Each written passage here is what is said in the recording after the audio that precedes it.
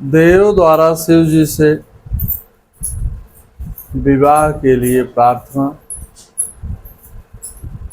सप्तऋषि पार्वती संवाद और बारात की तैयारी। कामदेव की पत्नी रति जब शंकर जी के पास चली गई तब ब्रह्मा जी देवताओं को लेकर के वैकुंठ चले गए। श्री विष्णु भगवान को साथ लेकर भगवान शंकर जी के पास पहुँचे और सभी ने अलग अलग भोलेनाथ जी की स्तुति की। जो अभाव में भाव भर सके, बाणी से रस धार झर सके। जनहिताय अर्पित जो जीवन, अर्पण ही आराधन है।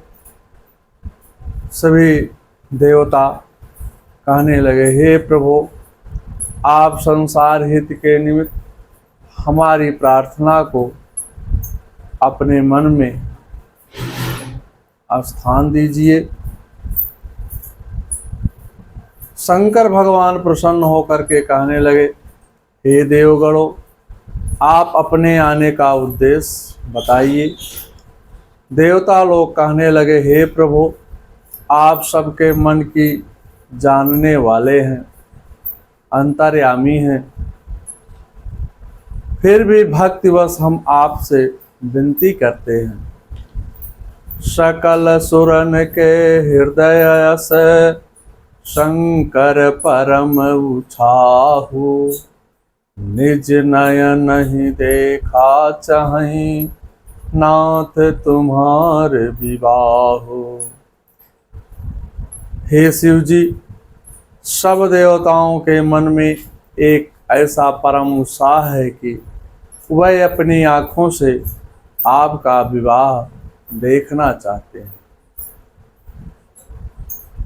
हे कामदेव के मद को चूर करने वाले भोलेनाथ, आप ऐसा कुछ कीजिए जिससे हम सभी देवगण आपके विवाह को देखने का आनंद लाभ प्राप्त कर सके।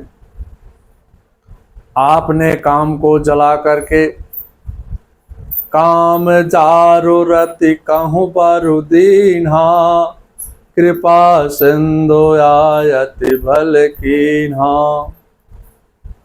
काम को जला करके रति को जो वरदान दिया है, यह अलौकिक कार्य की है।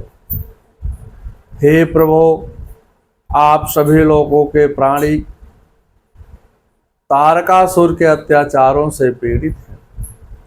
उसका वध आपके भावी पुत्र के द्वारा ही संभव हो सकता है। हम सभी शरणागत देवों पर कृपा करके शीघ्र ही माता पार्वती के साथ पाणी ग्रहण कर लीजिए। पुत्र के विषय में श्रीमद्भागवत में पूर्व अपने पिता से कहते हैं, हे पिताजी, उत्तम पुत्र तो पिता का रुख देखकर ही कार्य करता है। जो कहने पर कार्य करे वह मध्यम श्रेणी का पुत्र है। जो पिता के कहने पर अश्रद्धा से कार्य करता है वह पुत्र अधम होता है। जो कहने पर पिता की आज्ञा का पालन किसी प्रकार नहीं करता वह तो पुत्र के नाम पर कलंक है। ऐसा कहकर पुरु ने अपने पिता से बुढ़ापा लेकर के अपनी युवा अवस्था को दे करके एक समाज में आदर्श स्थापित किया। महाराज आयात अत्यंत हर्षित हुए। उत्तमम् आश्रितं कुर्यात् प्रोक्त कार्ये तो मध्यम, अधो आश्रयाध्यां कुर्यात् करतो चारितं पितो। श्रीमद् भागवत।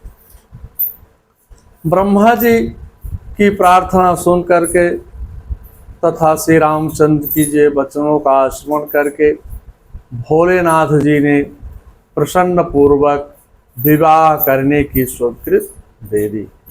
सभी देवगण जय जयकार करते हुए चले गए।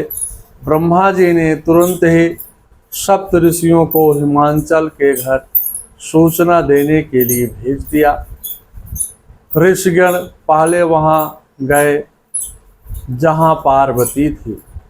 प्रथम गए जहां रहे भवानी, बोले मधुर बचन छलवानी सानी। वहां जाकर के उसने सप्तऋषियों ने छल से भरे मीठे विनोदयुक्त आनंददायक वचन कहने लगे।